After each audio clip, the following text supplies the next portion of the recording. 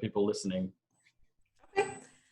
So my name is Adriana. I actually work for Longhorn Investments. I'm a loan consultant for them. But in addition to that, I've been an SVI member for about 3 years, I believe. So I also do flips, and I have my own rentals as well. This is a presentation that comes out of Longhorn Investments. So this is kind of from my company, like the hard money loan company that I work for. But I also have some insight as well into the topic. So I have actually been investing as a landlord since 2009 when I bought my first rental. And I've been buying ever since. So I'm almost at 10. And right now, kind of slowed down with the whole coronavirus situation, but planning on continuing to grow my rentals and move into multifamilies. But my background prior to this was I was actually an engineer by trade for 17 years in manufacturing. So I like, as Diego says, the analytics of the business. Sometimes I like to play more with the numbers than maybe the design, which is completely fine. So that's my background. And I'm happy to be here, and hopefully everybody can learn a little bit from this presentation. As much as I learned of the topic a couple years ago, I was, it was a shocking topic for me to learn that there was other ways to finance your rentals. All right. And Adriana, before we get started, we're going to give it here probably another 2 to 3 minutes for people to sign in. We already got one question, if you don't mind just answering this one question here. Lamar asked, do you feel is now a good time to hold rental property?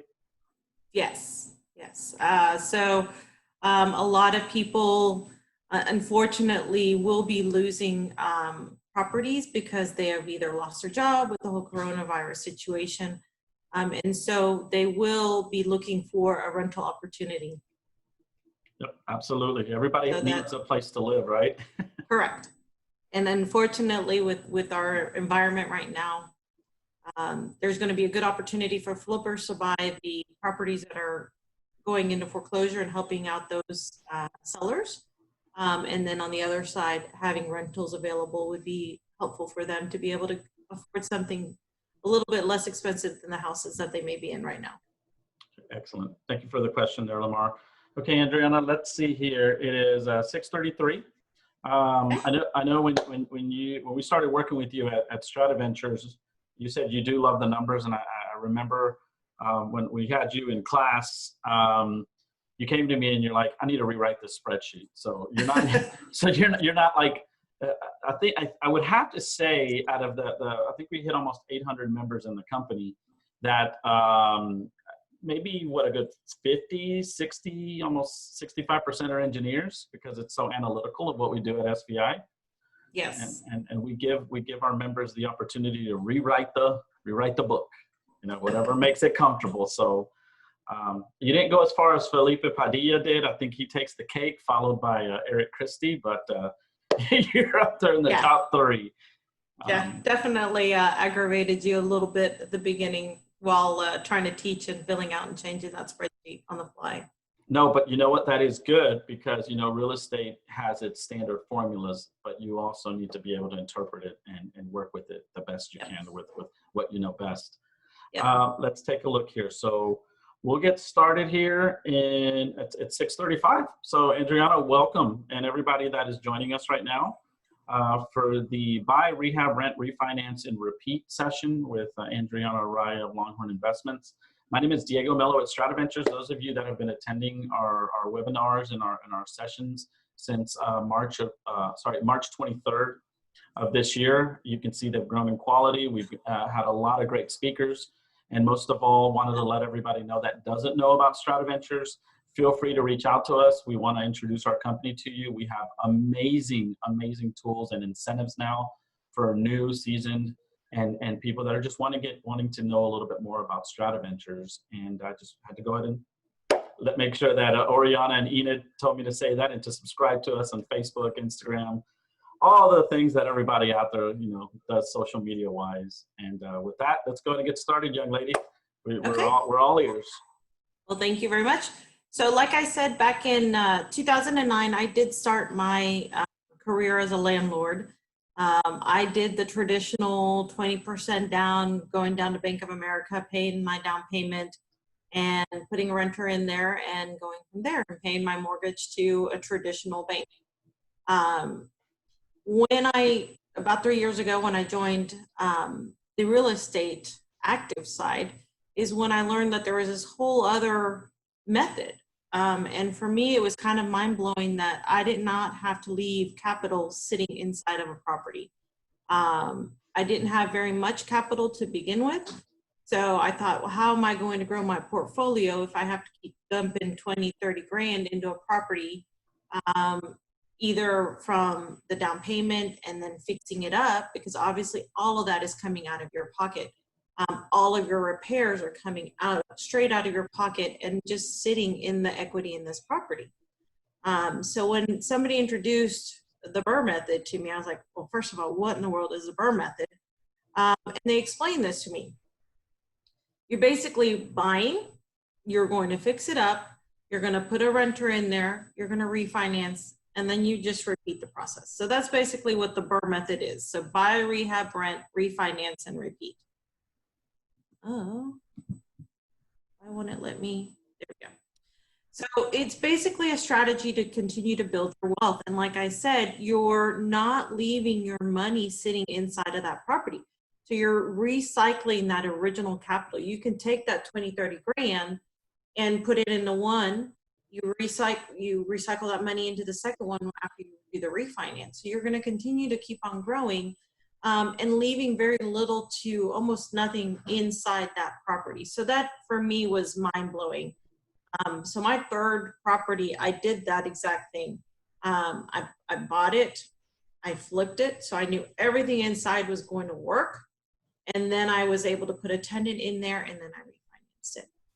And I just said a very key important part, and I would probably be jumping ahead, but when you buy a property and you flip it and you know that you have put in a new water heater, a new AC, a new roof, guess what your maintenance costs are going to be on this property? It's going to be little to none in the first few years. You know that your major mechanicals are taken care of and you don't need to worry. Whereas the two properties that I bought traditionally, guess what happened in the first 2 years? The water heater went out. I had to take money out of my pocket and replace the water heater. A couple of years later, the AC started breaking down. So in my time, I've had two houses that have never been rehabbed I've actually bought with tenants inside the property that unfortunately I'm stuck put more money into it on my own pocket. Where the other units that I've had recently after I learned this method, I have brand new AC, water heater, appliances, everything is new. Everything is working well in the property. So I've had little to no maintenance costs on them. Okay, okay, sorry. So the first B is buying. So you're gonna say, okay, where do I buy the houses? So just like in a flip, it's going to be the same challenges of finding that property. You're gonna get them from wholesalers, you can find them from agents, you can do advertising, direct mail, referrals, bandit signs. The same marketing techniques that you use for flips is how you're going to find these properties. Now, a lot of people, for me, when the wholesaler says rental property, it kind of makes me want to run away because I know that deal is not where I need to be buying my properties. So just because it's a rental, you still need to make sure you do your due diligence that it's going to meet the percentages that you're going to want for your strategy. Now, if you have a different strategy than this, and that's great, this is just one strategy out there. And if you can buy at a higher percentage, great. What I'm going to teach is really still sticking to that 70 and 75% of ARV strategy, okay? So buying, very basic, very similar to what you would do for flips. And right now, like I said, I still stick to the 70 and 75% of ARV. I'm actually looking to reduce when I make my offers down to 65, and there's a reason. Not only because Longhorn Investments has reduced down to 65% of ARV, but most lenders that we've spoken to in the environment believe that the ARVs are going to be dropping anywhere from 5 to 10%. We're still not quite seeing those. We are seeing it in some neighborhoods, but in other neighborhoods, there's still strong markets, but we still suspect it's going to be happening. And in my opinion, for these forbearances are 6 months, right, from now or from March. So I suspect that in September, October is when we're going to start seeing, unfortunately, the people who realize what a forbearance really means is they have to pay back all of that money at once, and they're not going to be able to do that. So that's when they're going to start getting into trouble. And so that's where I suspect we're going to start seeing some excess inventory, and you're going to start seeing those ARVs dropping. Okay, so what we would recommend at Longhorn is you do start being a little bit more cautious with your purchases. Do not, we don't recommend going for those 80% or 85% of ARV purchases. Really try to stick to the 70, 75, and if you can negotiate down to 65, the better. We also recommend in your project costs to be better than 1% of your rental. So for example, if the rents in the area are about $1,000 a month, you're going to want to buy a property that the project cost is $100,000 or less. That's going to give you a 1% or higher rental to project cost percentage. Okay. Okay. So how do we buy? So obviously I'm here with hard money. I would recommend hard money, but there's also all these other avenues. You can do a cash. You can go with a HELOC on your home, lines of credit, private money. I know I saw Rick on here, so he's got one of our private money lenders. So he's out there that can offer some private money, but also 401ks, guys. You can buy these properties with your 401ks and do the same method, right? The only difference with the 401k is the loan for refinance will be a 50% loan. So that may not work exactly like what we're about to show you, but those avenues are available to buy your rentals, okay? So as far as rehabs, what do you need to worry about? So make sure not to overpay for that property.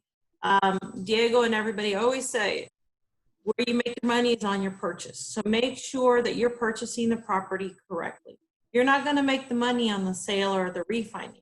You need to make sure you're buying it correctly. And if you're buying at 65 to 75% of ARV, and that's the full project cost. So make sure, I know we've got newbies and then we've got some experienced investors on this call. So make sure before, that includes your full rehab and your purchase, okay? So that full project cost is under that 65 to 75% of ARV. Make sure you have a solid repair budget. I know that I use cheater numbers just to throw quick offers out there, but make sure before you buy that house, you go walk it with your contractor and make a detailed, solid repair budget. Always make sure you add that 10% contingency in there. Make sure you're working with somebody that, like I said, a good contractor. Do not bring this contractor if it's the first time that you've worked with them and you've never seen their work to quote the job. You want somebody that has experience, that you've seen their work, and somebody maybe like the StratiVentures team behind you to make sure that you're doing your correct due diligence. In addition, hard money lenders will also, a good hard money lender will review your repair budget. We've had a couple of repair budgets that I've submitted and our team's like, hey, wait a second. They're not going to be able to do everything that they're trying to do with $25,000. But turns out that they were actual contractors, so they were going to be doing their own work. So there's always some explanation, but we're also always going to review your repair budget. as well, to make sure that you've got everything that you need to get that ARV. And also, please make sure you've got your correct cash reserves. Usually a hard money lender is going to want to see 50% of the rehab budget in your reserves. If you're going to be holding it for a little bit longer, be prepared to hold that property for 6 months.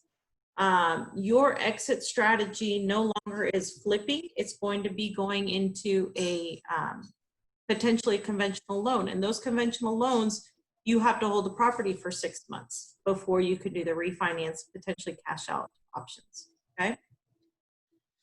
So next question is rents. How much should I rent it? There is a website called Rentometer. That's a really good source. That's a generic source on what rents in that area are going to be. It's not perfect, but it will give you a ballpark figure.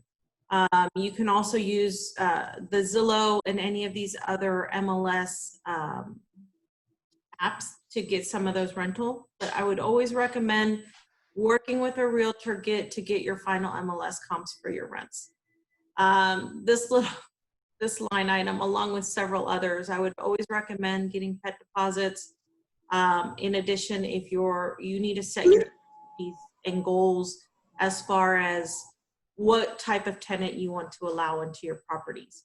Set those standards and make sure those standards are the same for all of your properties. So have it written down. What is your credit score that you're going to be accepting?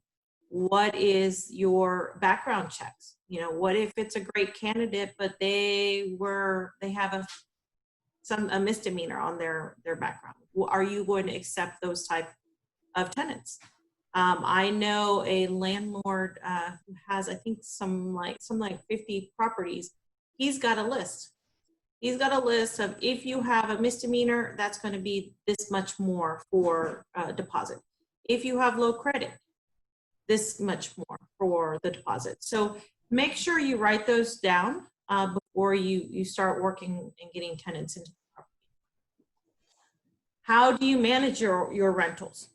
I always recommend getting property managers, but sometimes in certain situations you may not have the cash flow to have a property manager, and depending on the property. We always recommend, please put that 8 to 10% in there in your budget when you're looking at rentals, so that you're not having to manage. There are good property managers. Make sure you interview them, ask around, ask other landlords to get information. If you are going to self-manage, I personally self-manage some and have property managers for others. So make sure you're not the landlord that goes and picks up checks, right? You want to have it automatically sent to you. I personally use Cozy Co for those properties. They send me the rent checks in the system. They can actually fill out a maintenance request for you in there, and you can keep track of your expenses in there. So it's a nice free app. There are tons out there, so just see what's going to fit for you. And then I also always recommend, please screen your tenants, both for credit check and background checks. Okay. The next step is refinancing. So non-QM loans. What is a non-QM loan? That is an asset-based loan. Those are the loans that, for example, I don't have a W-2 right now. I can't go to Bank of America anymore and say I'd like a loan. So a non-QM loan is an asset-based loan that will be based solely on the property. It's not going to be based on your taxes. It's not going to be based on your pay stubs. It is solely based on the property and what that property is bringing from a rental perspective. Before COVID, you could get 75 to 80% loan to value, so of the appraisal. Now most lenders have frozen. I am working with one right now on a refinance, and I have talked to 2 or 3 others, and they have reduced down significantly down to 65%, and they've upped their rates to 8 and 9% for the 30 years. There are some that are offering ARMs as well. So just be aware that you may not, your exit strategy, if you're not able to get a conventional loan, who are you going to go get pre-approved with first, starting this, just because of our current situation. I've had to hold on to mine 3 extra months from when I started this process because of the whole COVID situation. So I am now paying a hard money loan on 2 properties because I got stuck with COVID in the middle of a refinance. So please be aware of our current situation. I'm slowly starting to see people coming back into the markets on asset-based, but they are very, very different terms. Like I said, the 65, 8, 9%. Those of you that can still go to the banks, that is awesome because they are great rates right now, and they are offering 75 to 80%, sorry. Okay, so always have a plan. Make sure you know what that exit strategy is going to be. I was pre-approved prior to COVID. I started the process and it just took a little bit longer than it should have, and I got stuck. So make sure with our current situation that maybe you have more than one person you're working with, so you know that you're going to be able to refinance. And Adriana, one quick moment before you move on. When you state best recommendation is to always have a plan, I think one of the most important things people should do is to do a personal financial statement on themselves, just to see what they look like on paper, so they know to take and start correcting some of these things before you present. Because that can make the steps of getting the approvals a heck of a lot easier. Yeah, and make sure, you know, if you're like me that have several properties, you have different LLCs, make sure you have all your LLC paperwork in one place. Make sure you have all of your information on that property, your insurance, your HOA information, potentially your HUDs. Have all of that organized because it will make the process of refinancing much, much quicker. You're going to need to show, you know, taxes, insurance, HOA, trying to think, depending on the loan, you know, the last 12 months of bank statements for both personal and businesses. So all of that, in most lenders will have a, they don't call it a financial document. What do they call it? A rental portfolio that you can fill out. They may not be looking at all of your properties, but it's good to actually put all your properties, if you have them, on this piece of paper, and you can understand what is your net worth and understanding where you're at. In my case, I'm actually using a property that I had free and clear to portfolio loan into these others because of that drop in down to 20% that I wasn't expecting. So be prepared and flexible with our current situation. It's not quite the same as before. Okay, so this is an example of a property that was on the market of a fellow Longhorn consultant. This is the inside. So this looks very typical, right, of a flip. What we, and this is what I always find interesting when I get wholesaler recommendation or the emails and the properties look like these, and they only say, oh, only needs $10,000 worth of work. No, this needs a lot more than 10,000. This is a full flip from a rehab perspective. So I get it that they're trying to sell it as a rehab because it's an over 80% deal, but you're still going to need to put money into these. You don't want to put a renter in there. Now, from a quality perspective, you're not putting high-end quality stuff in there. So if you look, you've got the old burners, you've got a pretty average looking dishwasher, you've got the basics. You don't want to, you know, like Diego says, you don't want to put Mercedes parts into a Hyundai. Nice, clean, make it attractive for the renter. Sorry. There's a whole bunch of numbers on this page, and I'm going to fly through it really fast. You're welcome to look and dig into these numbers. This is an example for the loan, another loan consultant. The key points here, And if you've got our faces over kind of to the side, you can lower, take off the faces so you can see all the way to the right-hand side of the presentation. But he bought the property for $93,000, $2,000 in closing costs. His repairs were $35,000. So his total project cost is $130,000. His ARV is $175,000. So this is his acquisition. He bought it with a hard money loan. He paid the points and interest. He actually brought the money for the rehab himself instead of doing it through the hard money lender. So he basically had a $930 a month payment. And then now I'm gonna have to move this. Okay. Then he refinanced into a $131,000 loan, which is 75% of the 175%, I believe. And then his loan fees for the rehab or for the closing. So remember, you're going to have 2 closings and there are going to be costs to those. But he was able to refinance into a 4% loan with a monthly P&I of $626. Okay. His total cash invested was about $5,000 in this.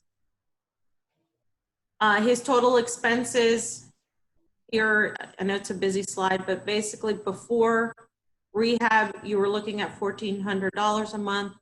After the refinance, it dropped down to $1,100. Okay. I know these numbers are small, but the key here is look at your growth, right? Your annualized return the first year is 541%, 185%, 115. So basically, as your loan paying off that loan, guess what's happening to your property value and your equity in that house? And your cash flow is going up and your equity and your property value are going up. And how much money does he have in there? $5,000. So this is something I always like to teach when I'm teaching the class is, for me, this was the light bulb moment for me. I bought this, I kind of did it, for example, of if he would have done this conventionally, he would have bought it for $93,000. And guess what? When you go to the bank, you pay 80%, I'm sorry, the loan is 80% of what you're buying it for. So they're going to give you an 80% loan of $93,000. Your bank loan is going to be $74,400. You're going to have $3,500 in closing costs, and you're out of pocket for the rehab. The bank's not going to pay you for the rehab. So if he would have done this conventionally, he would have been out of pocket $57,000. Now his mortgage would have been $866. He would have been renting it out at $1,295. It would have been a really nice cash flow, right? But how many months, years is it going to be to recoup $57,000 at $400 a month? Okay. It's using the BRRRR method with a hard money, for example. Like I said, there's a lot of different options other than hard money, but I'm here presenting the hard money. The purchase is $93,000, the rehab's $35,000. You're going to take out a hard money loan for $128,000. Your closing cost is going to be $3,300. You can refinance either. I gave 2 different examples so you could see. Once we get back to normal at the 75% and 80% loans, or if you're lucky enough to have a conventional at 80%, the cash out refinance loan would be $131,250, which is what he did in that example, plus the closing costs. His out of pocket is only $6,800. Okay. His mortgage would be $1,138, so it is going to be higher, but you're cash flowing $157. Okay. If you're able to get it 80%, you're actually going to get a check back from the bank at closing for $5,200. And guess what you can do with those $5,200? You can turn it around and start using it towards buying a new property. Okay? And again, the cash flow is going to be a little bit less than the conventional, but you're not having to recoup your original investments. Your cash on cash is so much better when you have less cash in that property. Okay. And in some scenarios, my 3rd property after I learned this method, I was given a $7,000 cash back check. Now, basically that just paid for the closing costs on the first closing, and plus the closing costs there. But I was able to actually use that money for the next property. Okay. So I went through really quickly all of this. I understand. So let's go ahead and ask questions. And here's my information. If anybody's interested in contacting me for pre-approvals for hard money lending, all we need to have is $15,000 in the bank and a credit score of 650. I can get you pre-approved for that hard money loan. Okay. And I'll take questions about hard money or the BRRRR method. All right, for everybody that wants to get a question answered or to get some feedback here from Andriana, feel free to type in your questions and she'll be happy to speak to you in regards to lending or also in regards to her experience in working in the BRRRR method.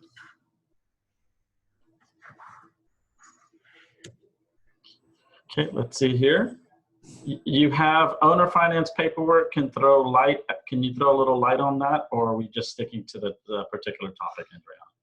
I'm sorry, could you repeat the question? Lamar asked, owner finance paperwork.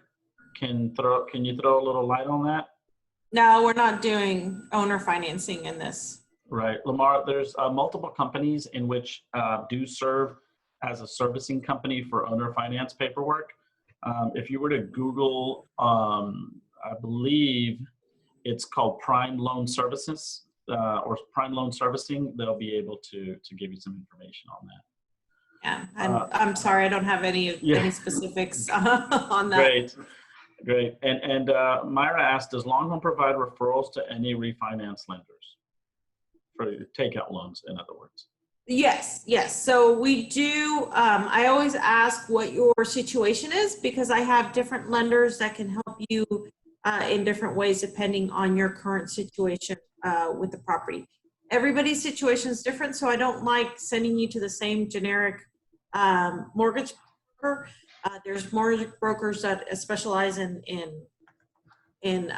low credit, in low equity. So there's different ones that have different scenarios that can offer different products as well. So I have several different that I can recommend. All right. I believe one gentleman asked earlier, or the topic of property management was there. And in your mind, at what value or amount of properties would you start to think I need a property manager? Is it based immediately? On okay.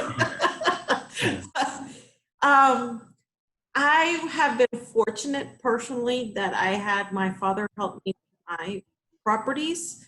So it's not until recently that I have felt the pinch that I need one.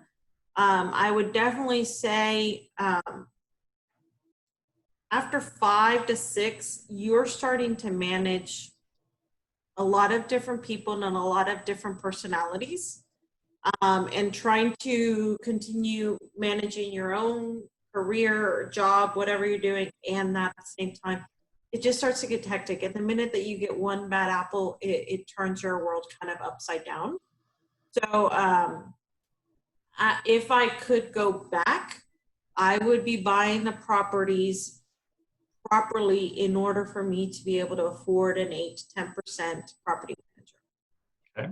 And speaking of property management, Troy Espinlaw, who is one of our SVI property managers sent in this question, is are there any differences in prepayment penalties with conventional versus the BRRRR method?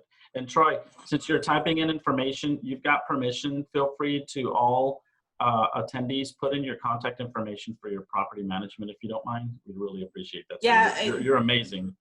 Troy has helped me tremendously with a couple of my bad apples, and so he is definitely recommended and my property manager. So as far as prepayment penalties, conventional, I do not believe, if I remember correctly, there were prepayment penalties. Again, my loans are from 2009, so things may have changed. I'm not 100% positive, but I do know in asset-based lending, there is prepayment penalties. Usually it's a prorated amount.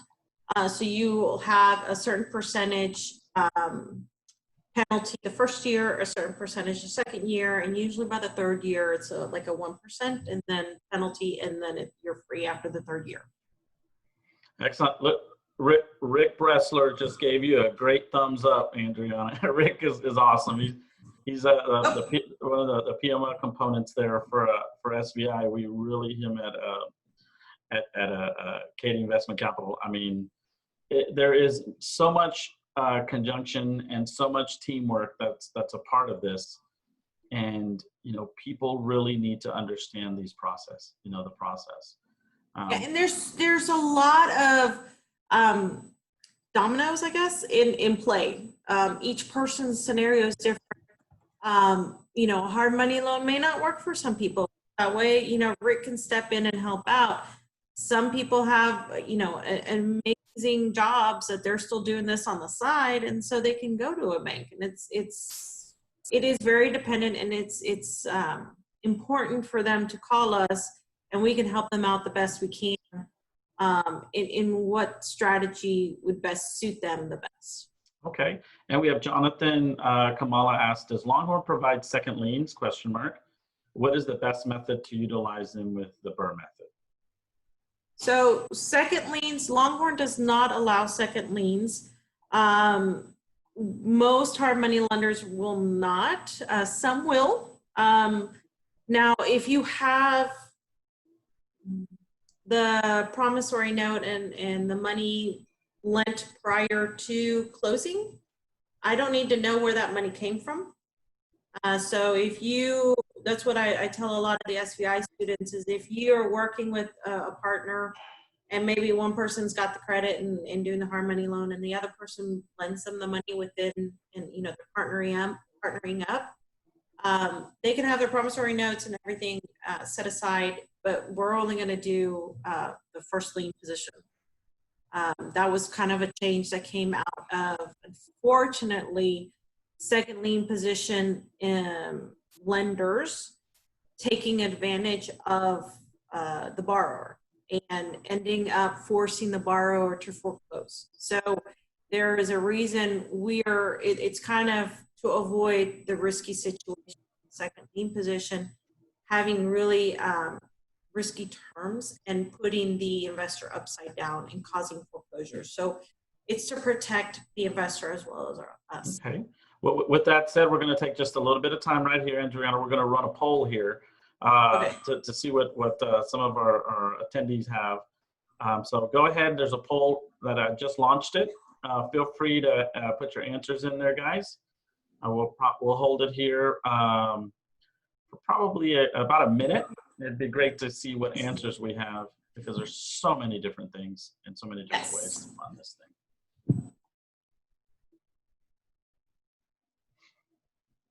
So Adriana, I know from the experience from you working with us at SVI, when you first started your career with SVI, you literally, when you got the good feeling of the analytics and having a team behind you, I noticed the fact that you started attacking some of the projects that I myself would walk in 2 minutes into the house and I'd walk out and go, no, this is not for me. But then next thing you know, I find out Adriana was like literally looking at another property that there was permanent skylights in the in the house. They're called sizzle features. Yeah. You would always ask me. You'd always ask. Yeah, exactly. You would always ask me, Diego, I'm analyzing this. Can you take a look at it and tell me what do you think? I was already looking at it as, oh, Adriana, but you really believe that the numbers do play a big factor. So what I'm basically saying is do not let the actual property in itself, only follow the data and the team that's behind. Yeah, my third property, which was one of the ones that you're talking about, was a hoarder house and they were druggies. And I had to evict the people, I had to evict the rats, I had to evict the cockroaches and the termites and the bats. So quite a bit of eviction going on of living animals out of the property. I am, for everybody, I am putting Troy's information I think yeah. on there. Yep. For everybody to see, highly recommended. He's actually spoken on some of our webinars here. True great resource there. So here we go. Let's see for the polling. Let's see, what did we get? We got 39% said hard money.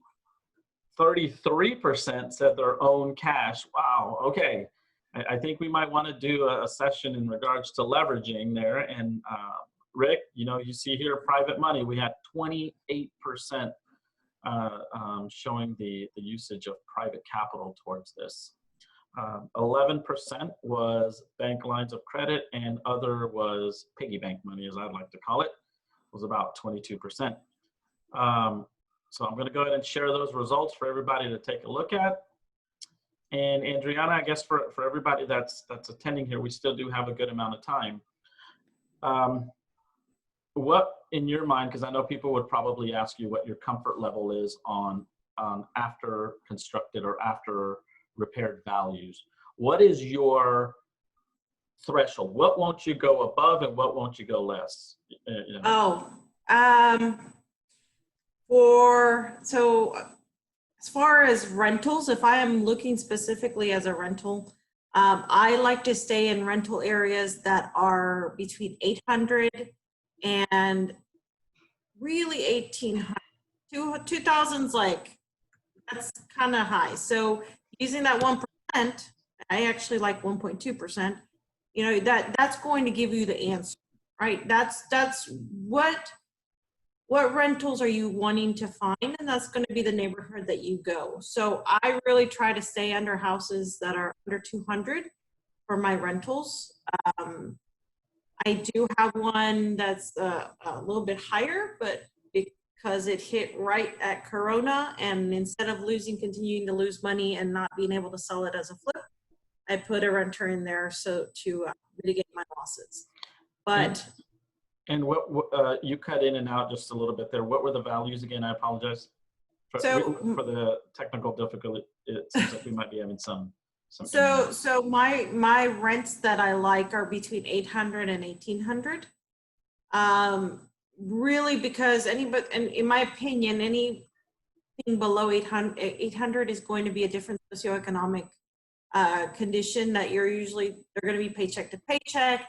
It's going to be more difficult, and you're going to have a lot more issues collecting rents, and there's risk more of damaging property because they're not going to care for it, right? They're not spending that much. They're not going to care for the property that they're living in. And then on the top side is because you're looking at middle to upper class rents that, guess what, when oil and gas and Halliburton or Schlumberger lay off 10,000 people, those people are the first ones to move out of Houston to to follow the jobs, right? And so I like to stay in the working class range to make sure that there's always people there that are going to rent. Anything really above 2,000 scares me, and only because that's my personal experience. My parents bought middle to upper class houses in the 80s, and they lost all of their houses because they lost their renters during the boom or in the 80s. So they lost the renters because they were all engineers. They were all very well paid, and they left when the oil and gas died in Houston. Okay. So that's my personal fear, I guess, just from experience. Okay, so let's say with Longhorn, for somebody that's wanting to take on this method, what would the consideration of Longhorn per investor saying will allow you to do 5 of these at the same time? Because you happen to find a nice little honey pot. So 3 is the number. 3. So we will allow up to 3 loans. There is no cap on the ARVs. There's not a cap, but we do like you to stay under 300 from just a general flip and rental perspective. We do go up to 350 because we do know Houston's a little bit higher end. Anything above 350, you're going to be getting into longer days on the market. You're going to have more carrying cost reserves. This is more to protect y'all from having to fork over all that money and holding costs in the future. Okay. And I think I saw Vanessa asked a question on holding properties, and I didn't talk very much to that. Your exit strategy, depending on who you're going to be refinancing with, will determine how long your property needs to be seasoned. A lot of asset-based lenders make you hold it for 90 days. And what that means is prior to the 90 days, they would only give you the cost of the loan. They would only give you the exact project cost. After the 90 days, you could actually do a cash out. So you could actually potentially refinance whenever. But if you're looking to do a cash out, you want to hold it for 90 days. Same thing with the conventionals. Usually, my experience with the conventional loans, they want you to hold it for 6 months. That's why when you're looking at a BRRRR method calculation, you always want to look at it at 6 months. Because you're going to have to hold it for 6 months, and then you can now go from just a cost loan to a cash out loan. Okay, excellent. And also, for everybody that's listening, if you want a copy of this webinar, Enid, feel free to go ahead and put your contact information there, so she'd be happy to send that out to you guys. Does anybody have any other questions there? Adriana, she just took a sip of water, which means she's ready to answer some questions. It's a lot of talking. I have a question for you. Is what was your, when somebody goes and presents themselves on paper to, let's say, a hard money lender, what would you consider to be the ABCs of ducks in a row that you would want them to see? Obviously, we know it's asset lending, you know, asset-based lending, but as an applicant, what are the things you really want to see? So for your pre-approvals, you need to make sure you have your 2 months bank statements showing the 15,000. You know, if it's across 2 different bank accounts, make sure you have those readily available. And then the 650 credit score. Know what your credit score is. I've had so many conversations with people. They're like, well, I don't know what my credit score is. So go get a pulse on your credit. Credit Check Total is the website I always recommend to people. It's by Experian. They're going to be able to, you're going to download all 3 bureaus and understand what is in their credit. So many of them are like, well, I'm at a 610 or I'm at a 620, and sorry, you know, there's limits, and really we don't use the credit score to evaluate you from a financial perspective. We're using it as, can you pay your bills? Are you paying your bills? Are you always paying late? So if you're going to be paying late on other bills, you're going to basically be paying late on the hard money loan. So that's really the only reason we look at the credit score. And then in addition is make sure you have all of your LLC paperwork. Hard money lenders will allow you to do it in your personal name or in your LLC, but make sure if you are going to do it in the LLC, you have all of your paperwork. And so normally in my intro email, I'm going to give you the list of all of those. Just have those ready to go. And that's for pre-approvals. Once you have the deal, it's basically going to be, send me the property information. If you've got comps, that's even better for me, so I can maybe look at it and say, okay, you know, where are we looking?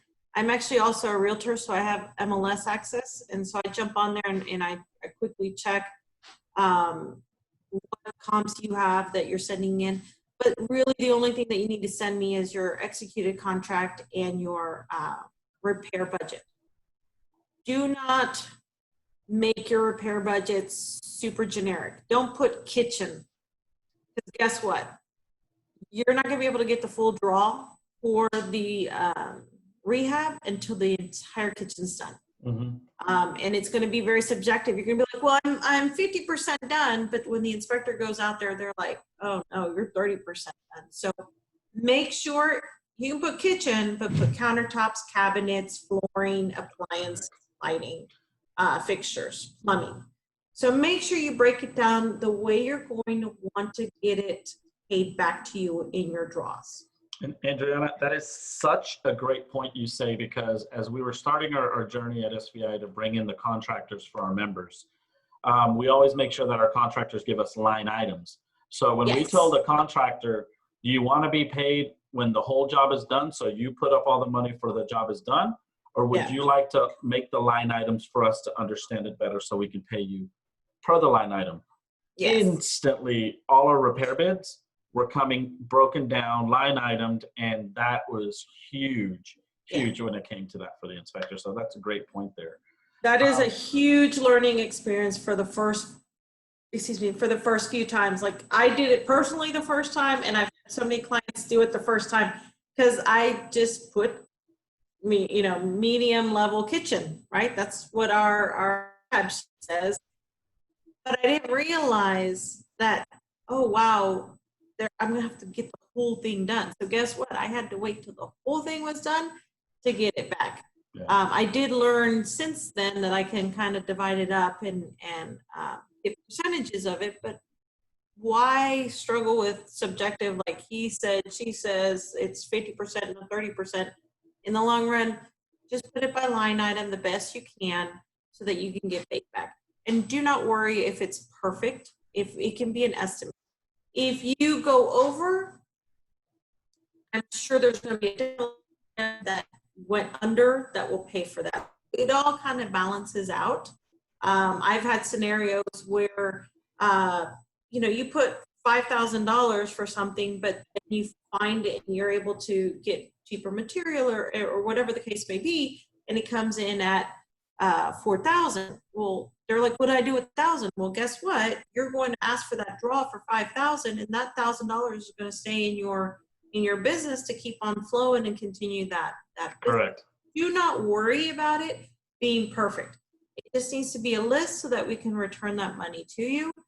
And that's really the key, is an accurate report, your LLC paperwork, having some understanding where your finances are, and having the $15,000 in the bank. Now, $15,000 is for the pre-approval, but once you actually have a deal, you need to have at least 50% of your rehab in the bank. So if it's a $60,000.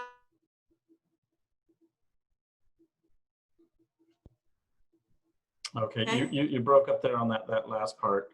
I'm sorry. So go ahead. So for the rehab, once you have a project, you're going to need 50% of the rehab in reserve. So if it's a $60,000 rehab, you're going to need $30,000 in reserves. Excellent. And Myra asked here, where do you get your deals? What avenues? I mean, I know one thing, and when we found our rentals was we were on the MLS like crazy. Expireds, we were running through those and just throwing out offers because, obviously expired has a certain motivation to the seller, but to get one, probably over 60, 70 offers, but it's worth doing, I believe. Yeah, Myra, it's the same thing that we teach in class as far as for flips. It's all the same strategies to find the rentals. The only difference is just evaluating to make sure that your project cost to income is going to make sense, and it's going to make that above 1% percentage. But my last three flips/rentals, I got one from a wholesaler, one from an MLS, and one from a realtor. Okay, great. Well, so I think I got the gamut of the basics. Sure. Adriana, if you want to go ahead and type in your contact information there in the chat, it'll be a lot easier for people to take a look at. I want to thank everybody who is joining us. If you want to get some information more from Adriana, we're going to send you this video here. And most of all, just know that SBI is a company, if you want to know a little bit more, that we are kind of like the bumpers that are on the long side of the bowling alley. When you're throwing a ball down a bowling lane, you're going to bounce everywhere, but we're going to be there side by side to help you until you actually tell us to put the bumpers down. But I think our main purpose is mitigation of risk. And if you want to know more about us, guys, we are absolutely running some amazing incentives and member specials at the moment. We do have quality vendors. We have a lot of our vendors actually come on board here with us to get to know more people, because I strongly believe that if we can build a better investor we have better business relationships with our trades, with our vendors, with, you know, just speakers, for example, like Andriana, who's sharing all her information with us. And there's a QR code that's right there. You guys can see it. Feel free to scan that. It's going to take you directly to the SVI information page. We are all excited now that, you know, real estate hasn't stopped. I'm seeing a major uptick in it. If I were to tell everybody right now is this is the time to get your feet wet, it's your time to get your feet wet, because a lot of people have exited, but you know, it's about the staying power. Yeah, I definitely think going back to SVI, for me, my beginning in my active side, I was so insecure, and I was like, do I do it? Do I not do it? Do I do it? Do I not do it? And then having the tools in front of me that made it so analytic that it's just like, it's the numbers. The risk mitigation is all in the numbers. You can decide to go a little bit riskier, but you're going to end up maybe with the coronavirus and end up in my situation where I went a little risky because I got comfortable, and now I'm suffering a little bit because all of the different things that could go wrong went wrong on my last project.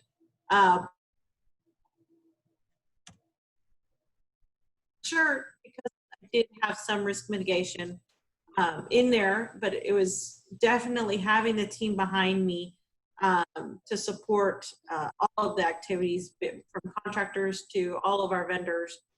It's a great opportunity. I wouldn't be here without SVI. So I do thank Diego and all of the team. Yeah. But you know, Diego told me, hey, go find money. And so that's what I did. I went and found a hard money lender that I ethically found agreed with my ethics. Yep. And you know, I wish we could help as many people as possible, because watching you grow and seeing the legs and the foundation that you have now in your business, you're scaling. And as you're scaling, that means you have gone from an independent to a business owner. And we are 1000% behind you always, Andriana. And Thank you. You've got our commitment. You know, one of the first documents all the members get in class is a signed commitment letter from me to you, which you can hold in my face every single day that says, Diego, you're not doing your job. Well, we put it in writing. So again, thank you so much, Andriana. We really want to thank everybody that has joined us on today. We are, again, remember, Mondays from 6:30 to 7:30, we're going to be sending out some of the more webinar invites. I hope this has become a very nice community of people working together. And I want to thank everybody and get to know SVI. And Andriana, thank you so much for your time. Yeah. And definitely reach out, whether it's the BRRRR method or hard money lending. I can get you pre-approved within a couple of hours if I've got all the information. And it's, whether you use private money or you use your own money, it's always good to have a hard money lender in the back of your pocket, because you never know when that private money lender is going to be like, the money. It's happened to me twice where I've gone back to my private money lender and I said, hey, I need some money. I've got these projects going, because I had 3 within the same quarter going. And guess what? They didn't have any money for me. So my backup is the hard money lending. So I get it that there's all the different strategies, but always have a hard money lender in your back pocket just in case. Excellent. Thank you, Andriana. Everybody have a wonderful night, and we'll see you guys next time. Thank you. Bye-bye.